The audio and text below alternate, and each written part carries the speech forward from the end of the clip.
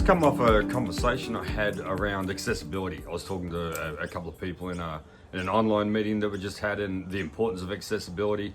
And we're looking at the difference between someone wanting to replicate someone with a, say, sight impairment and trying to replicate the experience they'd go through versus someone with a genuine sight impairment about the experiences that they would have. And you can tell the difference when we get feedback on someone. Let's say it's an eLearn and someone's doing an accessibility review of it, whether they are genuinely relying on assistive technologies or whether they're trying to replicate that.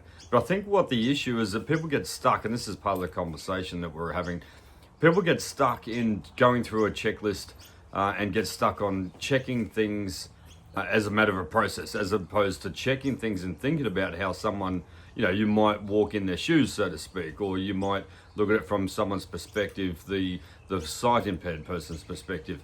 Now, a classic would be an example if someone's going through a course and the accessibility to tab through, or the other technologies that you need to take into consideration, but that you go through and read the course title, of course, the topic title that they're going to go into, the page heading, and there might be menu buttons on the top, save and exit, or whatever the button might be. So you need to make them aware of those, or periodically through the end of each topic or through the course, but you wouldn't need to make them go through that every time they land on a new page. So you land on a new page and the screen reader will read it from the top to work its way down through the bottom.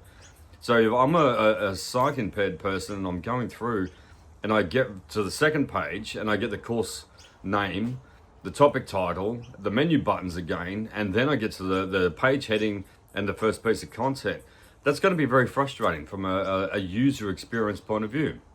Every page getting told what course and the menu buttons. So yes, you need to provide that information, but perhaps from page 2, you skip that. You don't need to know. If I've just been told the menu buttons and where they are, I don't need to be told every page. So maybe think about where and how you present that information, because it would be very frustrating having the first 5-10 seconds of every page I land at repeat the same information every time.